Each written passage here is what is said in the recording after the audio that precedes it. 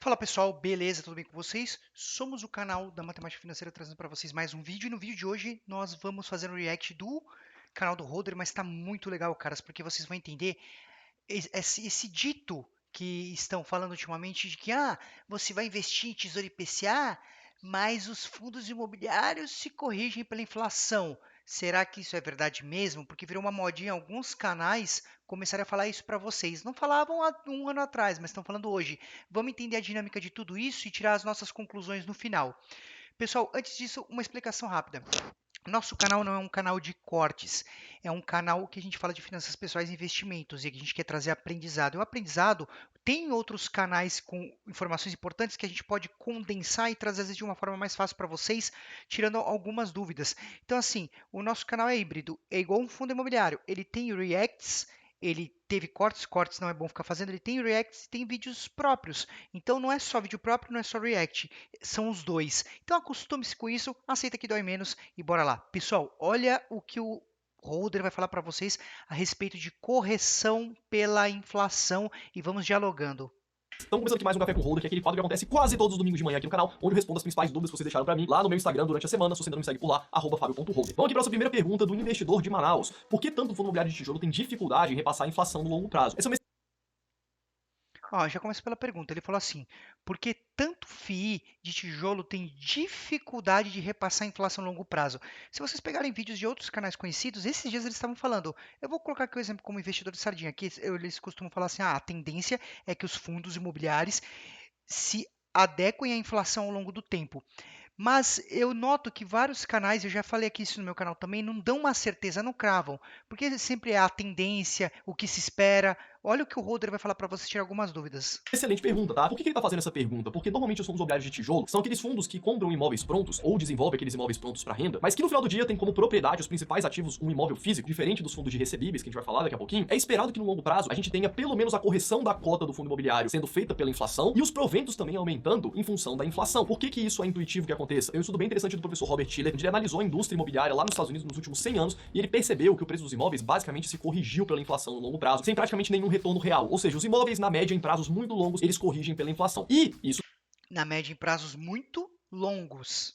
deveria se refletir no valor da cota, porque afinal de contas o patrimônio daquele fundo imobiliário é composto pelos imóveis. Então, quando você compra a cota, você está comprando uma participação naquele patrimônio. Beleza, isso faz sentido. E também, intuitivamente, os aluguéis deveriam ser reajustados pela inflação. De fato, eles são contratualmente, normalmente reajustados pelo IGPM ou pelo IPCA, e os proventos refletem o valor desses aluguéis. Então, quando o aluguel sobe, os proventos deveriam também subir. E aí ele tá perguntando, Fábio, por que eu não vejo isso nos fundos de tijolo? Bom, o primeiro ponto é que a grande maioria dos fundos de tijolo, eles foram constituídos de 2015 e 2016 para cá. Eu tô gravando esse vídeo em 2022. Então, de 2015 para cá, a gente tem 7 anos, que é um prazo relativamente curto quando a gente fala da indústria de imóveis. Então, a gente não vai conseguir perceber isso de forma muito clara nos fundos imobiliários, porque existe, principalmente quando a gente fala de valorização dos imóveis e valorização dos aluguéis, a gente tá falando também de oferta e demanda de imóveis naquelas principais localizações onde aquele determinado FII tem a propriedade. É óbvio que isso vai depender de fundo para fundo, a gente tem fundo de shopping, fundo de galpão logístico, fundo industrial, a gente tem fundos de lajes corporativas, tem várias cidades aqui no Brasil, mas falando de uma forma geral como um todo, a indústria comercial de imóveis, ela ficou praticamente lateralizada nos últimos 10 anos. Até se você pegar os fundos mais antigos, como por exemplo o HGLG, KNRI e até o HGBS, que é um fundo de tijolo de shopping, que aí tem uma dinâmica um pouquinho mais específica, eles praticamente mantêm os mesmos proventos por cota já há praticamente uma década. Quando a gente pega o índice FIPZAP, peguei aqui, vou pedir pro Theo botar na tela também, a gente pega o preço dos imóveis médio no Brasil como um todo, a gente vê que lá em 2011 o preço médio do metro quadrado era de 7,8 mil reais. E hoje, em 2022, a média tá em 8,4 mil reais por metro quadrado. Isso é o preço de venda praticado no mercado. Ou seja, no final do dia, os imóveis eles não se valorizaram nos últimos 10 anos. E o mesmo índice FIPZAP+, ele mostra o preço praticado pelo mercado de aluguel do metro quadrado das unidades comerciais. E saiu ali de 42 reais por metro quadrado em média em 2011 para hoje 38,6 reais o metro quadrado. Ou seja, o aluguel hoje tá mais barato do que lá em 2011. E obviamente Então aí você já pega algumas coisas. Então quando o pessoal fala assim, a tendência é que se valorize, a tendência é que o fundo de tijolo repasse a inflação na valorização dos seus patrimônios, e aí quando o patrimônio valoriza, vai valorizar o quê? A cota do FII, ou claro que o próprio reajuste do aluguel, que é por IGPM e por IPCA, na teoria, vai ter que ser repassado pelo cliente, para o cotista. Mas olha o FIPZAP em números, o Roder está te mostrando número, tá? O Roder está te mostrando números. O aluguel diminuiu. Então vamos ver para onde vai levar essa conversa? Eu tô falando de uma média de mercado do Brasil como um todo. A gente tá pegando grandes capitais, regiões metropolitanas, regiões de subúrbio, e esse é um índice bastante genérico. Obviamente, se você tem um FII que tá localizado só em uma região, ele vai atender muito mais a demanda daquela região. Mas a gente consegue ver que de 2011, 12, 13 para cá, a gente teve um ciclo muito forte do mercado imobiliário. Principalmente do ano de 2006 até 2013, a gente teve um boom imobiliário, muitos imóveis sendo construídos, e de 2013 até hoje, ali quase uma década, simplesmente foi o mercado absorvendo toda aquela oferta nova de imóveis, principalmente nas grandes regiões. Quem mora em São Paulo sabe que muitas empresas estavam com uma vacância tão grande das suas propriedades imobiliárias que estavam simplesmente pagando aluguel para as empresas ocuparem aqueles imóveis. A gente viu isso acontecer em alguns FIIs, inclusive. Ou seja, o proprietário do imóvel pagando a mudança para a empresa ir para aquele imóvel e ainda dando 2 anos de carência do aluguel. Isso em troca de um contrato maior de longo prazo. Então, quando a gente fala que os FIIs devem ser reajustados pela inflação no longo prazo nas suas cotas e os proventos devem ser reajustados pela inflação no longo prazo, isso a gente está falando de prazos relativamente longos, de 20, 30, 40, 50 anos. Em prazos ali perto de uma década, 15 anos, a gente vai ter a dinâmica do setor imobiliário ditando muito mais essa regra do que simplesmente você ter ali os reajustes todos os anos pela inflação. Não é assim que funciona a dinâmica do mercado imobiliário em prazos relativamente curtos. E aí a gente tem aqui a próxima pergunta do Willan Bender. Então vocês viram que o Roder falou para vocês que em prazos de 10 a 15 anos, é, essa correção pela inflação pode ser que nem apareça, e ainda mais aqui. Só que a gente tem que pensar outra coisa, a gente está lidando com o Brasil, a dinâmica do Brasil, você ainda é nova, você não sabe se de repente ela vai se comportar igual os rates nos Estados Unidos. Então isso tudo tem que ser visto. Pode ser que consiga, que o mercado brasileiro é bom de atochar nos outros as coisas, pode ser que consiga, né? Porque repassa para os clientes que alugam essas propriedades e consegue repassar para o cotista. Mas, pessoal, é difícil saber, tá? A tendência é que, por ser um imóvel e se comportar como imóvel, consiga passar isso no longo prazo. Mas o quanto é esse longo prazo, a gente vai ver. Se a gente fizer igual o Barça investir por 30 anos, pode ser que aí esteja uma solução. Tá, pessoal?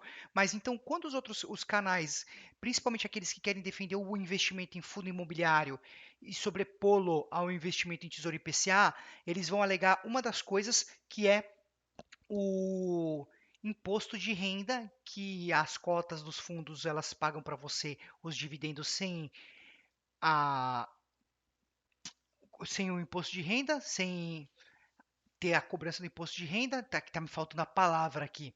Já o Tesouro IPCA, você vai ter o imposto de renda descontado lá no final, na tabela regressiva.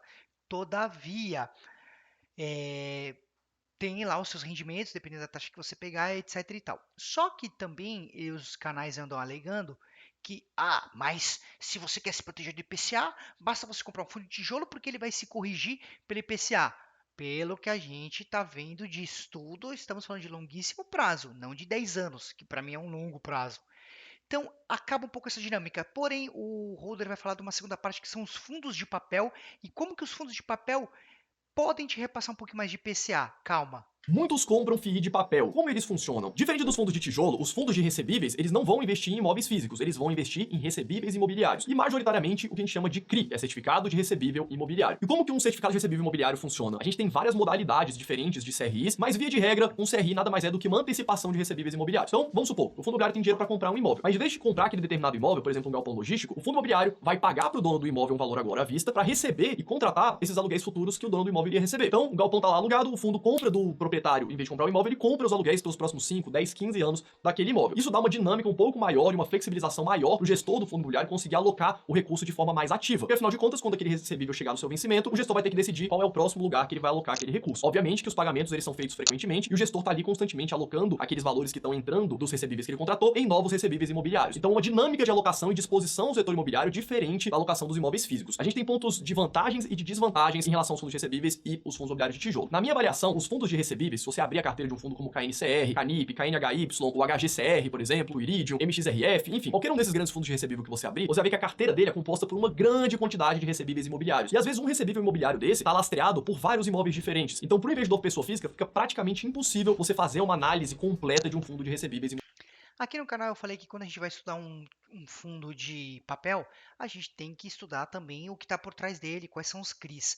Mas você está vendo que o Roderick tem mais experiência do que a gente aqui, do que muitos de vocês, do que muitos outros influencers que vocês seguem, pode ter certeza que o Holder tem, ainda que há quem discorde dele em alguns pontos, um deles foi o da taxação do maxi renda, que o Holder foi a favor da CVM, enquanto vários outros contra, inclusive o professor Baroni, e é isso.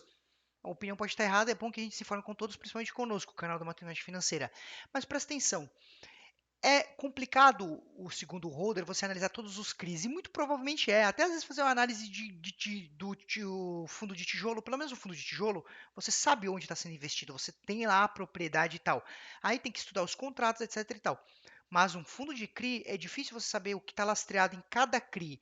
O ideal é você fazer pesquisas para entender quais são os CRIs mais problemáticos e qual é a predominância dos CRIs. Se é IPCA+, se é CDB, se é IGPM, o que que é?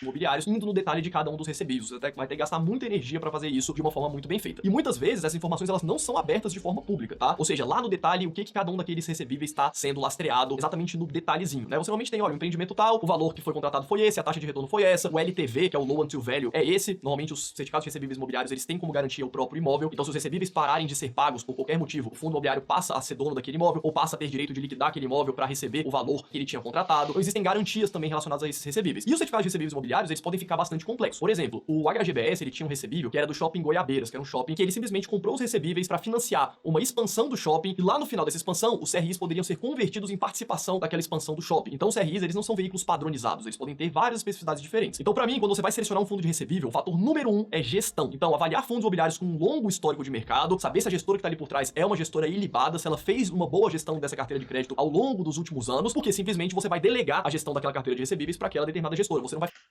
Aqui vale o comentário premium do vídeo, tá? Vale o comentário premium do vídeo.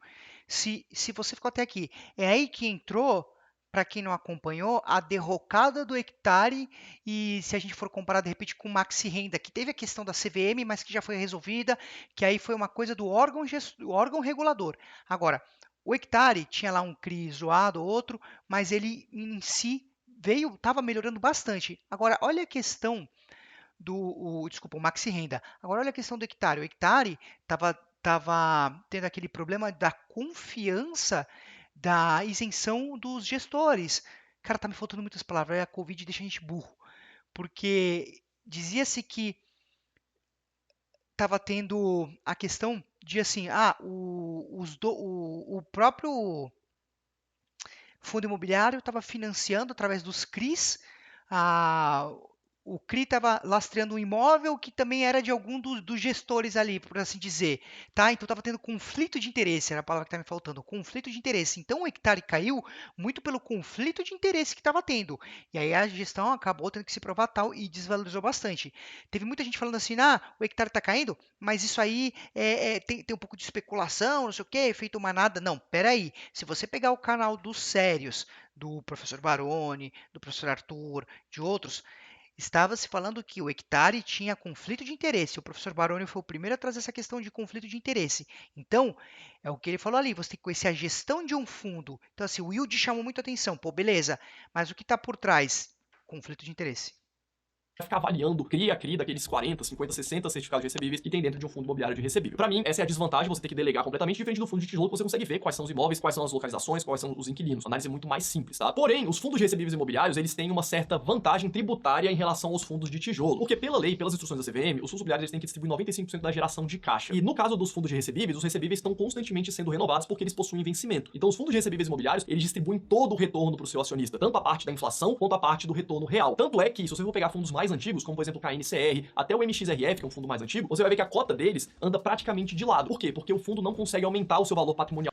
E ainda desvalorizou na questão lá da CVM. Por cota, porque todo o retorno positivo que ele tem daquele patrimônio, ele é obrigado por lei a distribuir para os seus cotistas. E esse rendimento ele é feito de forma 100% isenta. No caso dos fundos imobiliários de tijolo, você vai perceber que a parte da inflação, ela fica retida dentro do fundo por causa da valorização dos imóveis. Então, a não ser que aquele fundo imobiliário ele venda um imóvel, e aí ele vai ter que distribuir aquele ganho que ele teve com o imóvel para os seus cotistas, mas se ele tem uma carteira grande de imóveis que ele não gira muito, você vai tender a ter uma valorização das cotas, no caso do fundo de tijolo, e aí, para você vender aquela cota, você vai ter um ganho de capital, vai ter que pagar 20% de imposto. E é exatamente por isso que o dividend yield dos fundos de papel, ele é maior do que os fundos de tijolo. Porque no caso do fundo de tijolo, você ainda tem um retorno esperado pela valorização da cota, enquanto nos fundos de papel você não tem nenhum retorno esperado na valorização da cota. E no final do dia isso gera um ponto positivo para o fundo de papel, porque você praticamente nunca vai ter que pagar ganho de capital, principalmente se você carregar essa posição no longo prazo, todo o seu retorno vai entrar de forma isenta pela legislação atual dos seus rendimentos. Beleza? Então pelo vídeo de hoje é isso, espero que vocês tenham gostado, deixa o seu like, compartilhem quem vocês acham que tem interesse, ajuda demais aqui o canal.